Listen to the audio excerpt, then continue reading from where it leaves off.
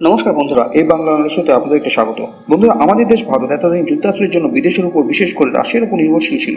কিন্তু আমাদের প্রধানমন্ত্রী নরেন্দ্র মোদীজির নেতৃত্বে ভারত ধীরে ধীরে বিদেশের উপর নির্ভরশীলতা কমানোর জন্য স্বদেশী যুদ্ধাস্ত্র নির্মাণের জন্য জোর কদমে কাজ করে চলেছে, আর তাতে বিপুল পরিমাণ সাফল্য অর্জন করেছে।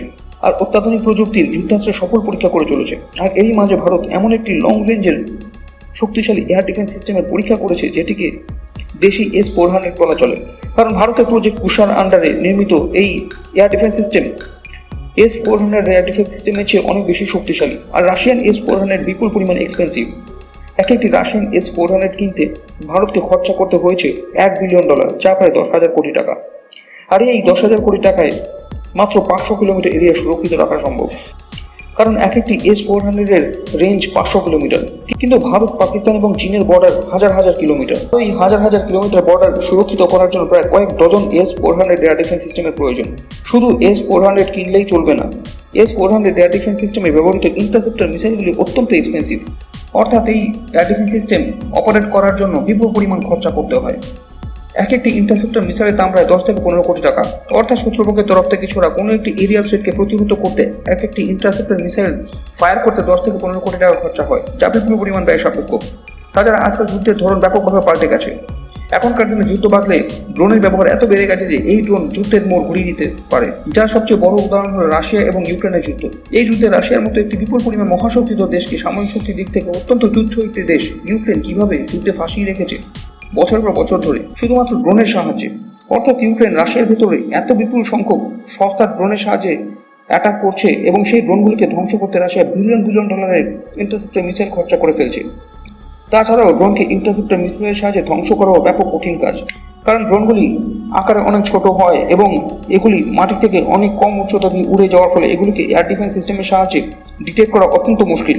ফলে ইউক্রেন রাশিয়ার ভিতরে ড্রোনের সাহায্যে সমস্ত গুরুত্বপূর্ণ মিলিটারি ইনস্টলেশন সহ অয়েল রিফাইনারি এবং অয়েল স্টোরেজ ফ্যাসিলিটিগুলিকে ধ্বংস করে রাশিয়ার অর্থনীতিকে দুর্বল করে দিচ্ছে। কিন্তু রাশিয়া ওই ড্রোনগুলিকে ধ্বংস করতে খুব একটা সফল হচ্ছে না। আর ঠিক এই কারণে রাশিয়ার এই যুদ্ধ চালিয়ে যেতে খুব বেগ পেতে হচ্ছে। কিন্তু ইউক্রেন অতি সহজে অনেক কম খরচায় সস্তা ড্রোন ব্যবহার করে রাশিয়ার মতো মহাশক্তিধর দেশকে অনেক লম্বা সময় যাবত যুদ্ধে ফাঁসিয়ে রেখেছে। এখন অনেকের মনে প্রশ্ন জাগতে পারে যে রাশিয়ার অর্থনীতি এত দুর্বল হয়ে পড়লেও এই যুদ্ধটিকে রাশিয়া কিভাবে এত লম্বা সময় ধরে চালিয়ে যাচ্ছে। এর কারণ হলো তাদের S-400 এয়ার ডিফেন্স সিস্টেমের সমস্ত পার্টস এবং ইন্টারসেপ্টর মিসাইলগুলি রাশিয়ার ভেতরেই তৈরি হয়। ইন্টারসেপ্টর মিসাইলগুলোর জন্য রাশিয়াকে অন্য কোনো দেশের উপর নির্ভর করে থাকতে হয় না। কিন্তু ভারত যদি কোনো যুদ্ধে জড়ায় এবং সেই যুদ্ধ যদি অনেক লম্বা সময় ধরে চলে, তাহলে সেই যুদ্ধে জিততে হলে ভারতকে রাশিয়ার উপর নির্ভরশীল হয়ে থাকতে হবে। আর রাশিয়া যদি ভারতের S-400 এয়ার ডিফেন্স সিস্টেমগুলি ইন্টারসেপ্টর মিসাইল সাপ্লাই করতে ডিলে করে, তাহলে ভারতের পক্ষে সেই যুদ্ধে জেতা অসম্ভব হয়ে পড়বে। কারণ ইন্টারসেপ্টর মিসাইলের অভাবে ভারতের S-400 এয়ার ডিফেন্স সিস্টেমগুলি কাজ করা বন্ধ করে দেবে। ফলে শত্রুপক্ষের তরফ থেকে ছোড়া ড্রোন, মিসাইল এগুলি আমাদের দেশের অনেক ভিতরে এসে পড়বে এবং তা বিপুল পরিমাণ ক্ষয়ক্ষতি করবে। এবং শুধু তাই নয়, আমাদের দেশের বহু মানুষের প্রাণ যাবে। আর এটি আমাদের জন্য একটি বিরাট বড় দুর্বলতা। আর এইসব কারণে ভারতের প্রজেক্ট কুষার আন্ডারে তৈরি করা এয়ার ডিফেন্স সিস্টেম এর সফল পরীক্ষা অত্যন্ত গুরুত্বপূর্ণ ছিল, যা ভারত সফলভাবে সম্পন্ন করেছে। তো বন্ধুরা, এখন জেনে নেওয়া যাক এই টেস্টে কি কি হয়েছে। এই টেস্টে প্রথম ধাপে যে ইন্টারসেপ্টর মিসাইলটি পরীক্ষা করা হয়েছে সেটির রেঞ্জ ছিল 145 কিলোমিটার, যা একটি বিরাট বড় ব্যাপার। কারণ প্রথমে যেটা বলা হচ্ছিল ভারতের কুষার এয়ার ডিফেন্স সিস্টেমটির রেঞ্জ 120 কিলোমিটার হবে, কিন্তু সেই রেঞ্জ ক্রস করে অনেক বেশি রেঞ্জ অ্যাচিভ করেছে আমাদের ভারতীয় বিজ্ঞানীরা। আর তার মানে এই ইন্টারসেপ্টর মিসাইলটির অ্যাকচুয়াল রেঞ্জ 300 কিলোমিটার বা তারও বেশি হবে। আরও যেটি বলা হচ্ছে, এর পরবর্তী ধাপে যে টেস্টগুলি করা হবে সেগুলির রেঞ্জ 200 কিলোমিটার, তারপর 250 কিলোমিটার এবং তা ধীরে ধীরে বাড়িয়ে 300 এবং তারপর 350 কিলোমিটার পর্যন্ত করা হবে। এরপর ফাইনালি সমস্ত ইন্টারসেপ্টর মিসাইলের একটি কম্বাইন্ড টেস্ট করা হবে। আর সেটিতে সফল হলে এবং তারপর এই এয়ার ডিফেন্স সিস্টেম আমাদের সেনাবাহিনীর হাতে তুলে দিলে তা একটি আমাদের জন্য বিরাট বড় রিলিফ। তার কারণ আমাদের S-400 এয়ার ডিফেন্স সিস্টেমগুলোর ডিপ্লয়মেন্টের খরচ অনেক কমে যাবে, যা প্রায় 80%। অর্থাৎ রাশিয়ার কাছ থেকে একটি S-400 কিনতে যেখানে $1 বিলিয়ন খরচা হয়, সেখানে ভারতের স্বদেশী কুষা এয়ার ডিফেন্স সিস্টেমের জন্য খরচ হবে মাত্র $200 মিলিয়ন। আর বাকি $800 মিলিয়ন আমাদের ডিফেন্স বাজেটের অন্যান্য খাতে খরচা করা যাবে। অর্থাৎ একটি S-400 এয়ার ডিফেন্স সিস্টেমের দামে 4টি কুষা এয়ার ডিফেন্স সিস্টেম তৈরি করা ফেলে যাবে।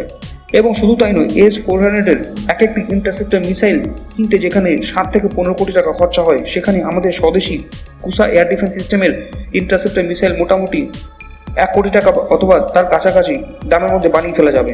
ফলে অত্যন্ত কম খরচায় বিপুল পরিমাণ স্বদেশী এয়ার ডিফেন্স সিস্টেম তৈরি করে আমাদের বিপুল পরিমাণ বর্ডার এরিয়া কভার করা যাবে।